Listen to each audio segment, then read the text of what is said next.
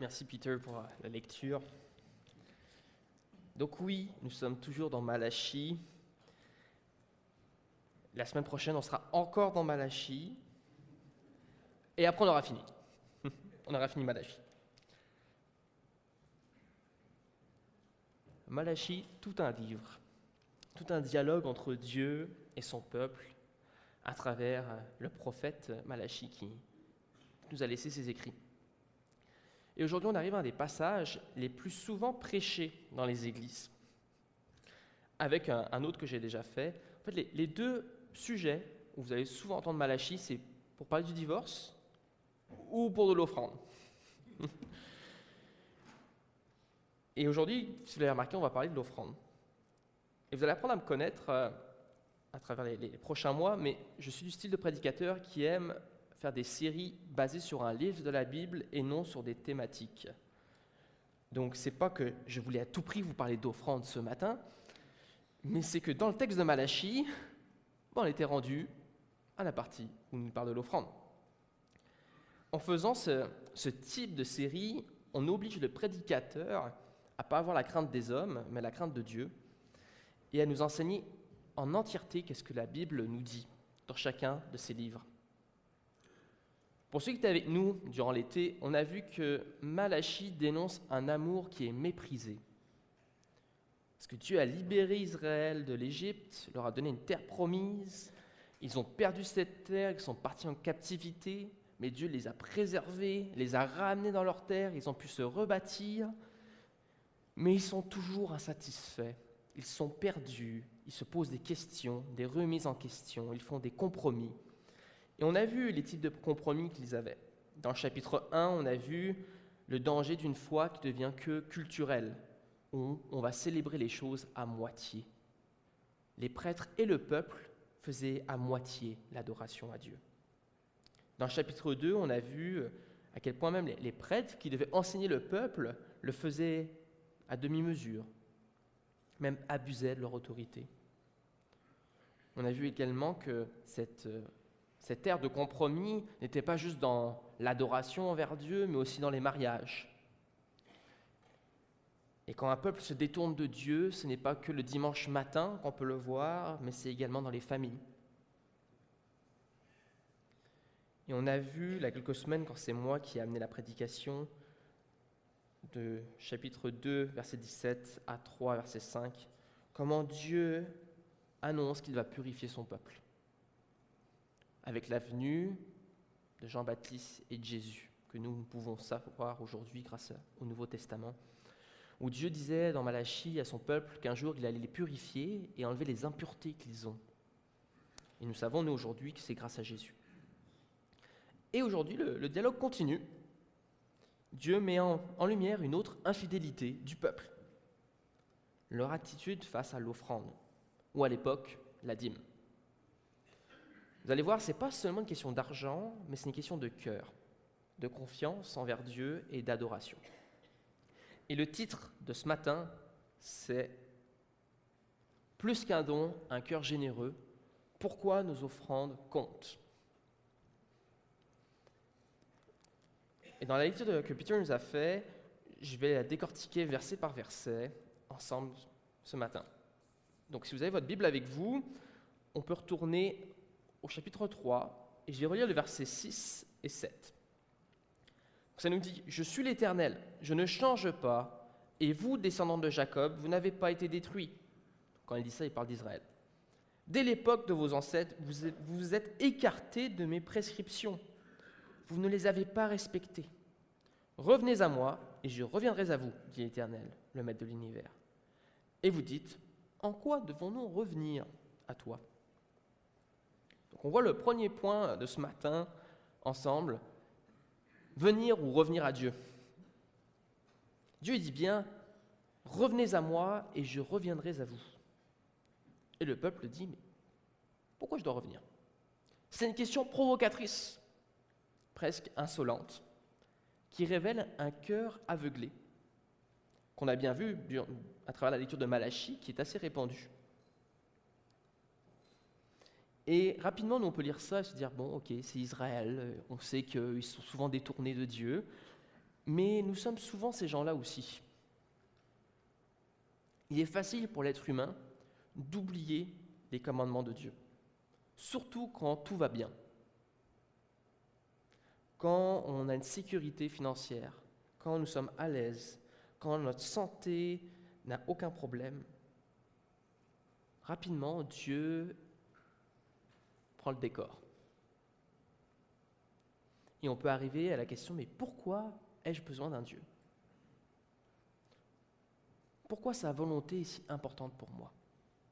Puis on le voit bien dans notre société moderne d'aujourd'hui, on a tellement un confort matériel qui au final nous aveugle sur notre besoin d'être réconciliés avec notre Créateur. Donc ce qu'ils vivent, nous aussi on peut le vivre, cet appel de revenir à lui. Je ne sais pas dans quelle zone de confort nous sommes, certains d'entre nous, mais Dieu ce matin veut nous rappeler qu'on doit revenir à lui dans toutes les sphères de notre vie et également dans l'offrande. Et quand on regarde après au verset 8 et 9, c'est assez sévère, parce que Dieu leur dit, parce qu'ils lui disent, pourquoi on doit revenir à toi? Et Dieu leur dit, un homme peut-il tromper Dieu? En effet, vous me trompez, et vous dites, en quoi t'avons-nous trompé? Et il leur dit, dans les dîmes et les offrandes. Et là, il leur dit, vous êtes frappés par la malédiction, et vous me trompez, la nation tout entière.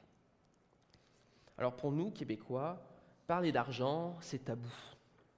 Pourtant, Jésus en parle souvent, et la Bible très régulièrement. Pourquoi? Car c'est une réalité de ce monde. Mais on a souvent un malaise d'en parler dans l'Église. Et là, on voit quoi? Dieu qui dit qu'il maudit son peuple parce qu'ils sont infidèles dans l'offrande.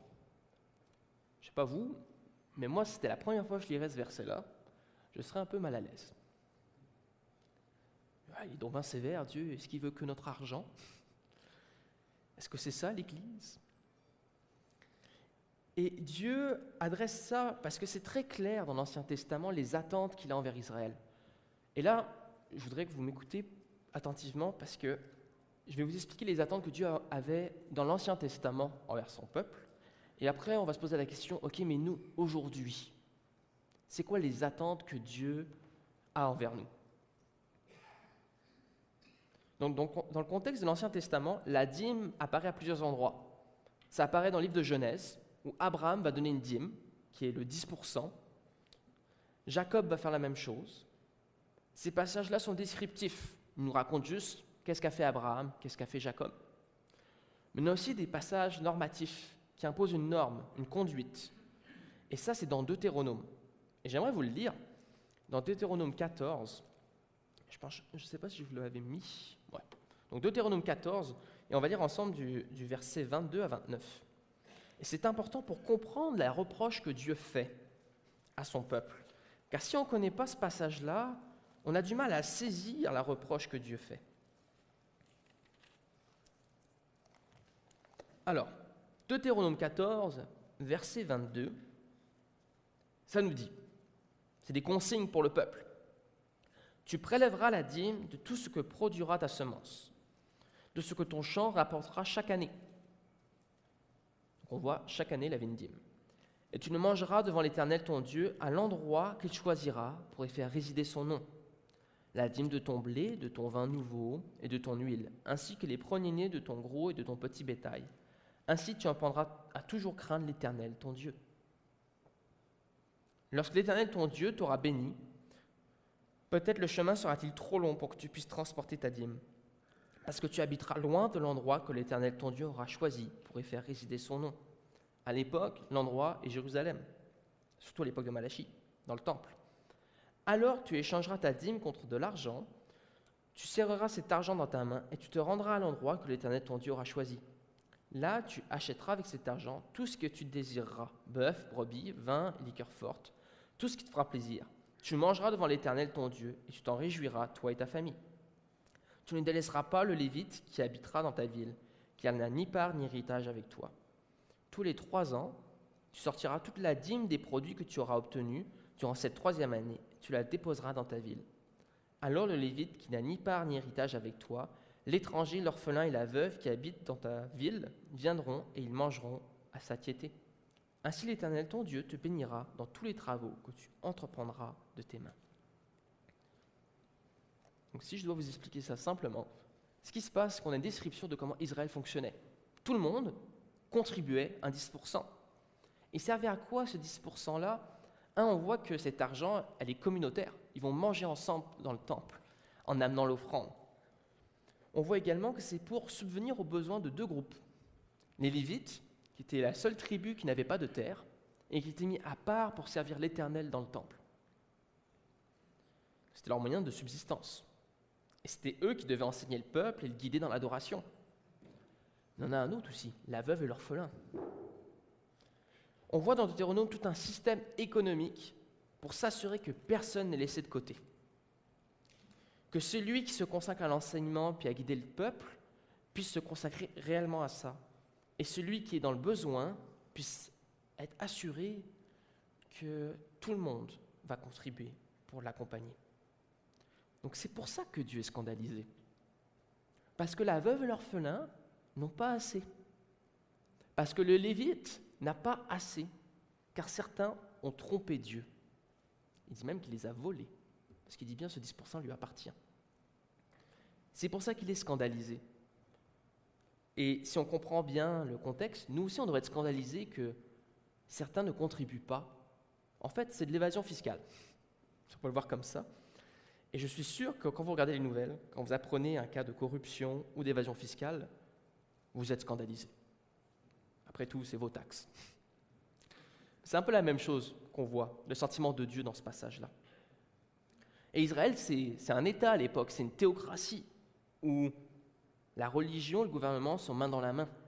Donc c'est normal que c'est connecté au système économique et politique. Ce n'est pas notre cas à nous aujourd'hui. Quand vous payez vos taxes au gouvernement du Québec, il ne donne pas cet argent-là à l'Église. Je vous le garantis. Et aujourd'hui, le chrétien ne va pas adorer à Jérusalem. On n'a pas un temple spécifique.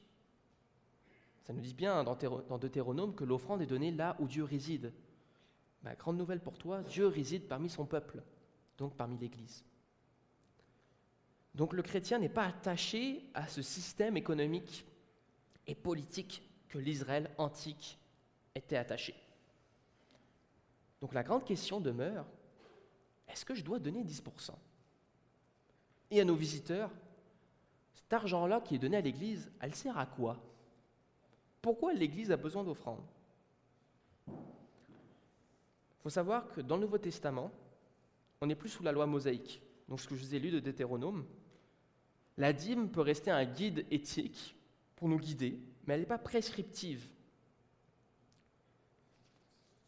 Une prescription est une obligation, une attente. C'est un guide. Et comment on sait qu'une prescription dans l'Ancien Testament reste valide pour le chrétien d'aujourd'hui ? C'est si le Nouveau Testament le répète concrètement la même chose. Et on voit que les apôtres n'enseignent pas la dîme comme une obligation pour les chrétiens. Ils ne vont pas affirmer un pourcentage fixe, mais ils vont affirmer par contre la générosité et l'importance de donner pour son prochain. Et pour ceux qui aimeraient en savoir plus sur l'importance, pourquoi on ne vit plus sous la loi mosaïque, Romains nous le rappelle, puisque vous n'êtes plus sous la loi, mais sous la grâce.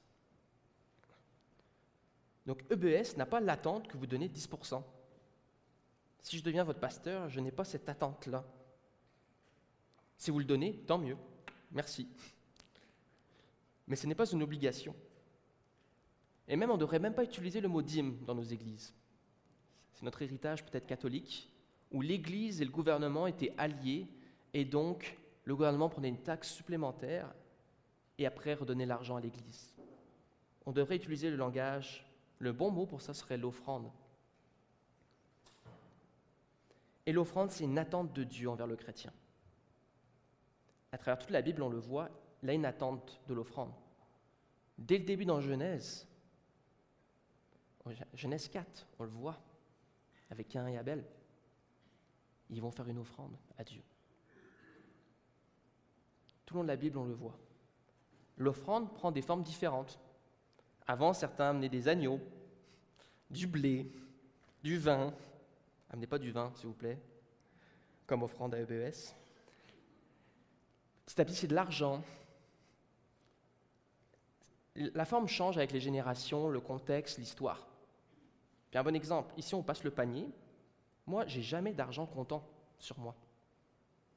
Ma génération risque pas de donner dans le panier, risque de faire des virements, et un jour, peut-être éventuellement dans les églises, il n'y aura plus de panier qui va être distribué. Pourquoi ? Car elle aura perdu son utilité. Parce que le plus important, en fait, c'est est-ce que le chrétien, quand il donne, il adore Dieu ? C'est une question de cœur que la Bible veut nous enseigner. Dans Actes, je pense que je l'ai, plus tard. Dans Actes, au chapitre 20, verset 35, Paul dit, puis il cite Jésus, « Il y a plus de bonheur à donner qu'à recevoir. » Alors que vous donnez dans un panier, en ligne ou dans un chèque, ou vous donnez à quelqu'un dans le besoin, vous ne le faites pas pour être vu, vous ne le faites pas pour le mérite d'avoir donné, mais parce que vous avez une joie à donner à la mission dans laquelle vous vous engagez. Alors que faire avec le 10%? Ça peut être un bon barème pour planifier un budget, pour s'assurer qu'on va à contre-courant. Quand je me préparais, je suis tombé sur un article de 1994, j'étais même pas né, de Christianity Today, et ce monsieur-là parlait des offrandes dans les églises. Puis il disait qu'il avait une pression constante de la société sur les familles pour dépenser sans arrêt et pour s'endetter. Et dans l'article, ils arrivent à la conclusion que le fait de budgéter son offrande, de penser intentionnellement à donner, est comme être à contre-courant dans cette société de consommation, où constamment on veut vous vendre un produit, on veut vous endetter. Donc oui, le 10% peut être utile comme barème pour nous guider, mais il n'est pas une obligation pour nous. En fait, pour nous, il y a deux instructions, je pense. On a l'instruction à supporter la cause de l'Évangile et à être généreux. Parce qu'on va se le dire, un des plus grands obstacles à propager l'Évangile est quand même monétaire. Et si vous n'aimez pas ce que je vous dis, allez lire Paul. À plusieurs reprises, il demande de l'aide financière à des églises.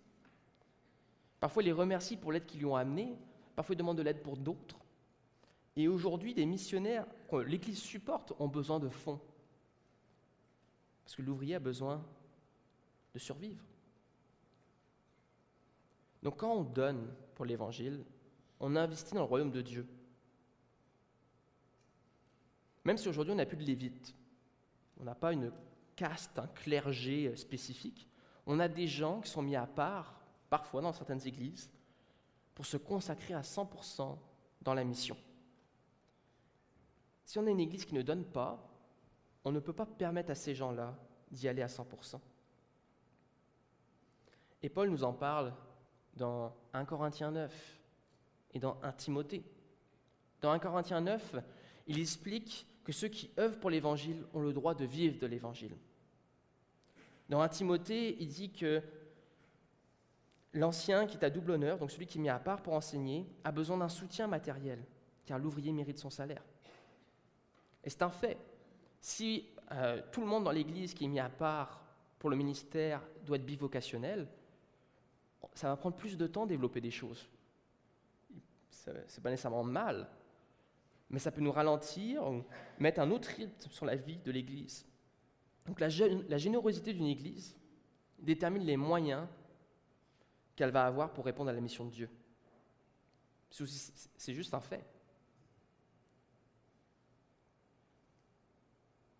Quels moyens on se donne pour soutenir la mission à l'étranger? Quels moyens on se donne pour subvenir à la veuve et l'orphelin?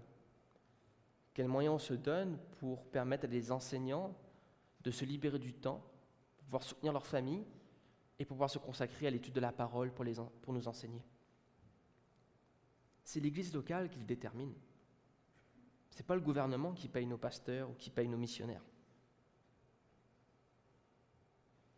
Et plusieurs vont dire que ça nous rapporte des bénéfices éternels de donner. Puis là, il faut faire attention à l'évangile de prospérité. Un évangile qui dit que si tu donnes, tu vas recevoir le double. C'est pas vrai. Mais tu vas recevoir un bonheur parce qu'il y a une grande joie à donner.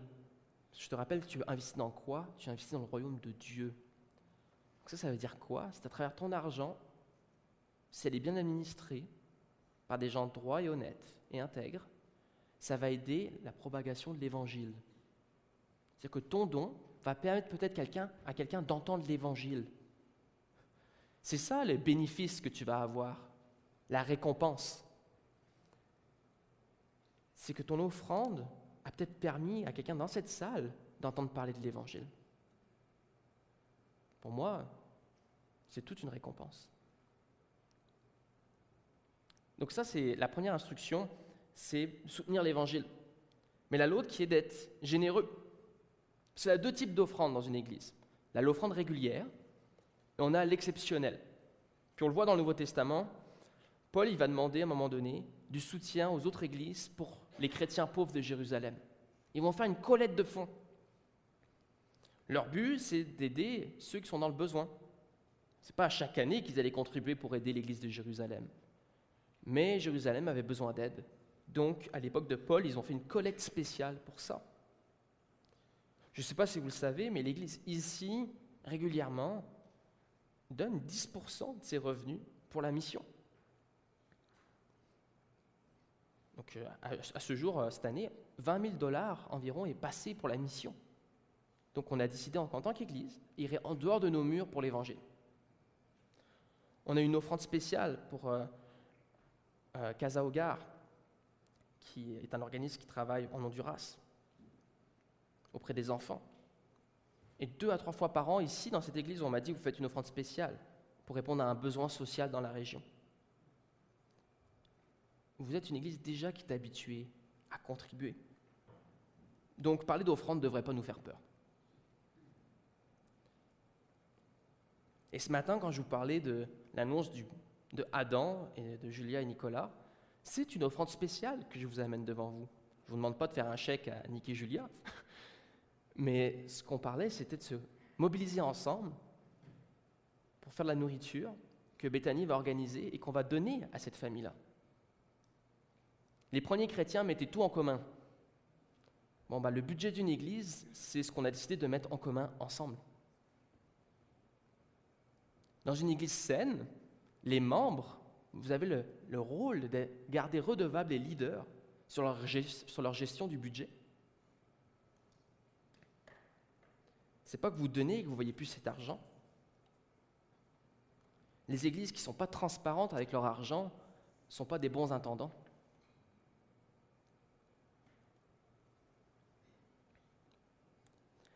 Il y a une phrase souvent que, quand je cherchais sur le sujet, qui revenait, et je n'arrivais pas à savoir c'est de qui.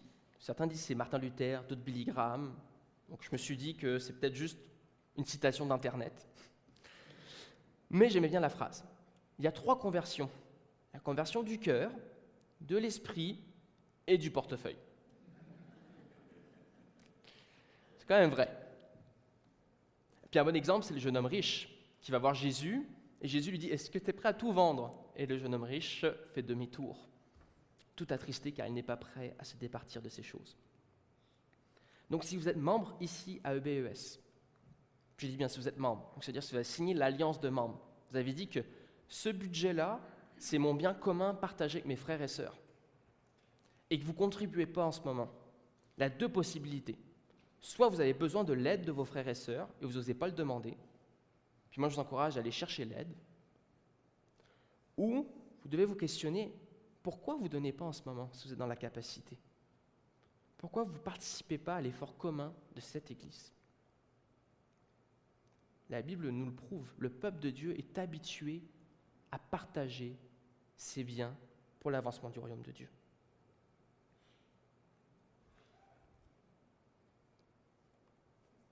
Au verset 10 et 11 que Peter nous a lu, on voit des promesses de Dieu également dans Malachie.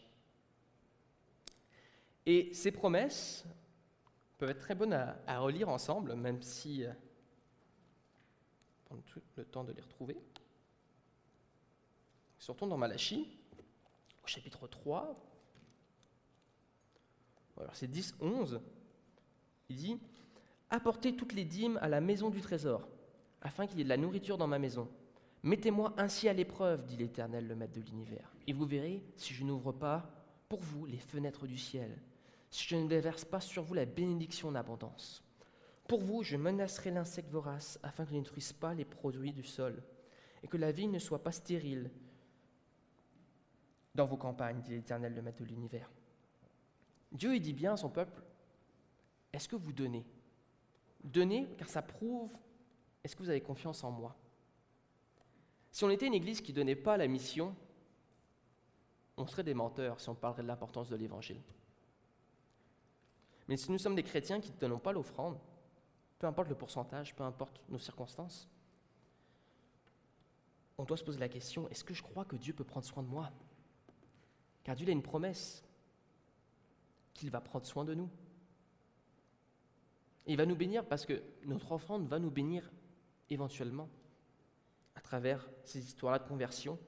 Ou peut-être plus tard, c'est vous qui allez être dans le besoin et qui allez bénéficier de ce fonds commun-là qu'on partage ensemble. Également, je ne sais pas si je l'ai mis, oui. Si vous voulez prendre ces versets-là en note, je ne vais pas vous les lire, je vais vous les résumer. Mais planifier l'offrande, une offrande régulière et intentionnelle, peut nous garder de l'avarice et du matérialisme. Même si on est étudiant, et qu'on n'a pas beaucoup d'argent. Dans Luc 12, au verset 15, Dieu nous met en garde justement contre l'avarice. Dans Hébreux 13, ça nous encourage à ne pas tomber amoureux de l'argent. Dans 1 Timothée, Paul encourage les riches à faire le bien et à être généreux. Plein de versets pour supporter ça. Mais il y en a un que je voudrais nous rappeler ce matin, parce que trop peu de fois, on ne l'entend pas. 1 Timothée 5,8. Si quelqu'un ne prend pas soin des siens, et principalement de ceux de sa famille, il a renié la foi et il est pire qu'un infidèle. Parole forte. Mais l'Église ne veut jamais que vous donnez et que ça va pénaliser votre famille.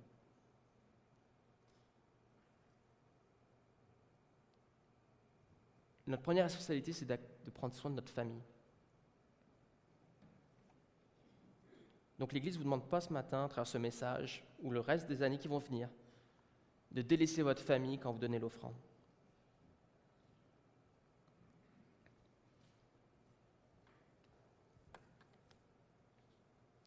En verset 12, ça nous dit « On vous dira heureux ». Donc si on retourne dans Malachie, vous allez devenir des experts de Malachie, à force là. Hop.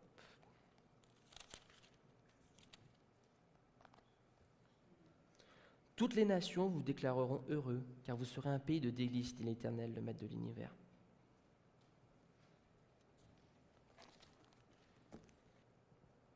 EBES, on sera heureux. Et pour ça, j'ai une histoire à vous raconter. Et je ne pense pas que je l'ai mis. Non. Puis c'est une histoire que quelqu'un ici bénéficie en plus. Donc la semaine dernière, vous avez eu Andrés qui est venu faire un message. C'était la semaine dernière ? Oui, je perds notion du temps. C'était la semaine dernière. Andrés est venu nous amener un message. Puis on vous a expliqué également que dans les dernières semaines, que Andrés se joint à l'église ici. Il fait des cours à Sembec pour être éventuellement un jour dans le ministère à temps plein. Donc, il étudie en théologie. Et Andrés, cet été, il a été pris par il a gagné une bourse avec la fondation Sembec.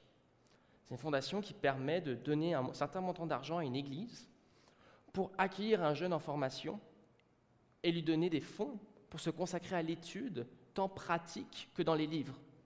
Donc, c'est-à-dire, si durant l'année, vous acceptez Andrés au vote en octobre, ainsi que moi, vous allez voir Andrés parfois dans certaines réunions, dans certains suivis, pour mettre le côté pratique dans sa formation. Parce qu'on ne veut pas juste former quelqu'un qui est dans des livres.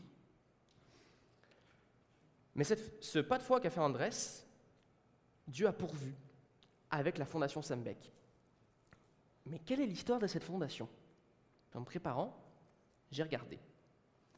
Et la fondation Sembec permet à plusieurs pasteurs de se consacrer aux études sans devoir combiner 3 jobs en même temps. Et ils ont un grand fonds qui permet de bénir plusieurs églises grâce à la générosité d'un monsieur, de plusieurs, mais dont un. Puis ce monsieur-là, il a vraiment à cœur la mission au Québec. C'est un Ontarien. Et quand il donnait durant toute sa vie un certain montant, et quand il est décédé, dans son testament, il a indiqué que son entreprise devrait continuer à donner à cette fondation-là. Donc, on peut tous dire qu'on connaît quelqu'un qui est au ciel, qui paye encore ses offrandes ici sur terre. Mais quand on parle de joie, quand on va dire que vous serez heureux, c'est ça. C'est le jour où on va être au ciel, puis qu'on va le croiser, ce monsieur-là. Je peux vous dire qu'il va avoir sa récompense. De toutes ces églises-là qui auront bénéficié de son don. Quand on en parle, ça peut sonner au début fictif, mais quand on met ça dans une perspective de l'éternité, ça devient très tangible. Mes amis, négligeons pas la bénédiction qu'on peut créer avec le don. Donc oui, l'offrande ne vous rendra pas plus riche. Elle va même peut-être vous faire serrer la ceinture. L'offrande ne va pas vous guérir. Elle ne va pas faire que Dieu tout d'un coup va répondre à votre prière. Elle ne va pas vous donner de la joie instantanée. Mais vous allez aider les affligés et continuer la mission de la bonne nouvelle de Jésus. Puis ça vaut la peine. Dans Philippiens, Paul dit ceci. « Car même à Thessalonique, vous m'avez envoyé à plusieurs reprises de quoi pourvoir à mes besoins. Ce n'est pas que je recherche les dons, mais je recherche le fruit qui abonde pour votre compte. » Eux, ils ne pouvaient pas aller avec Paul dans la mission. Mais qu'est-ce que dit Paul ? Vous faites partie de mon équipe de missionnaires. Et c'est ça que je voudrais vous sensibiliser ce matin avec le passage de Malachie. C'est que Dieu nous appelle à être partenaires avec lui. Même si on ne sait pas exactement, concrètement, qu'est-ce que ça va donner tout de suite. Et alors que je conclue, je vais inviter Rémi à revenir parce qu'on va finir avec un dernier chant qu'on va reprendre. On va reprendre le dernier qu'on a chanté. Si on récapitule, le passage de Malachie est sévère parce que le peuple vole Dieu. Si vous ne donnez pas 10% aujourd'hui, vous ne volez pas Dieu, vous inquiétez pas. Dieu ne s'attend pas que vous donniez un 10%. Mais Dieu s'attend que son peuple soit généreux, que son peuple croit réellement à la mission. Donc qu'est-ce que l'offrande ? C'est un acte de confiance, d'adoration. C'est le soutien envers la mission et surtout c'est un investissement éternel. Peut-être vous ne le verrez pas sur cette terre, mais peut-être au ciel vous allez voir des vies transformées par le tout petit don que vous aurez donné. Alors, on ne devrait pas avoir peur de parler d'argent en tant que chrétien. On ne devrait pas se sentir jugé ou méfiant quand un pasteur amène le sujet. Parce qu'on sait qu'une vraie conversion inclut également la conversion du portefeuille. Mon désir, c'est que ici, on soit connu pour être une église qui est généreuse. Généreuse de notre temps, à travers notre accueil, mais également à travers les ressources qu'on peut mettre sur pied. Puis c'est l'histoire de cette église. L'an prochain, l'église va fêter 70 ans. À travers cette église, la Sembec, qui est née, il y a des gens qui sont passés dans cette église-là qui ont créé Sembec, le séminaire baptiste au Québec. Cette église-là a permis l'implantation de Eau-Vive, de Acts 21, par la générosité de dons, de temps et d'argent. Donc oui, vos dons ont un impact, ont une valeur. Et avant qu'on reprenne le chant, j'aimerais vous lire une prière que j'ai écrite ici. Et j'aimerais prier cette prière pour que ce soit la nôtre, à chacun d'entre nous. Alors si vous me permettez, je vais prier. Et après on va finir avec un chant. Et ça me fera plaisir de discuter avec vous à la fin, à la porte d'entrée. Et n'oubliez pas Bethany qui va être à l'accueil, juste là-bas, pour l'offrande spéciale. J'ai prié. Ô Dieu plein de miséricorde, ta main est ouverte pour combler les besoins de toute créature vivante.